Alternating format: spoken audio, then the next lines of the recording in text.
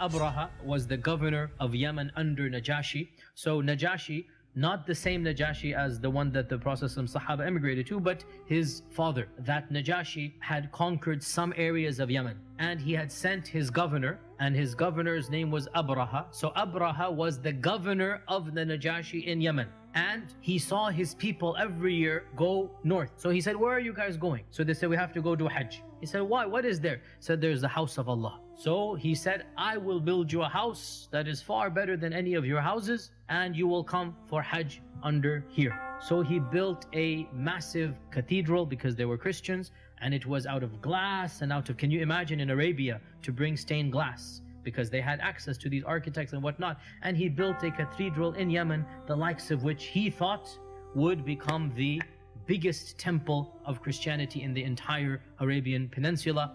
And he then said, all of you have to come over here rather than going to up north to the Kaaba. And when one of the Bedouins heard this, he went there, but he went there to relieve himself, number one and number two. And he went there and he did that. And he became so angry, Abraha, that he said, as revenge, I will destroy this house, so people must come to my house. And that is why he gathered together his army. And of course, because they were from Abyssinia, so they had elephants. Otherwise, elephants did not live in the Arabian Peninsula as natural beasts over there. But because he was from Africa, so he had a group of African elephants. And of course, the people of Africa had trained the elephants to be instruments of war.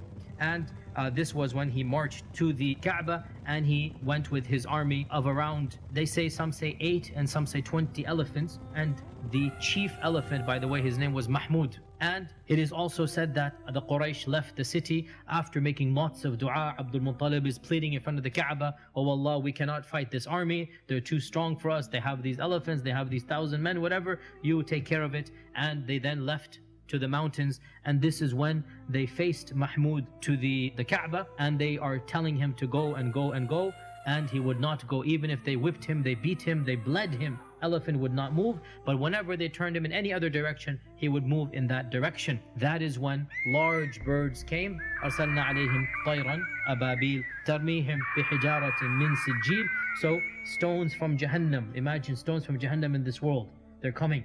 And in front of their eyes, every stone hits an animal and a person, and he literally dissolves. His skin dissolves, and he becomes a pile of broken and molten flesh in front of the eyes of the people of Quraysh. And it is said that Abraha himself suffered the worst fate, and they carried him back, and his skin is dissolving the entire way, and he dies right before reaching his home in Yemen, so that he suffers the worst punishment, that he's just about there, and then he dies and he is buried over there. There's also some hidden wisdom here, some semi-mystical wisdom here, that we have a Christian attacking a pagan, Abraha attacking Abdul Muttalib, and the Kaaba is the subject of attack, and neither of them is able to defend. In fact, the one is attacking and the other cannot defend.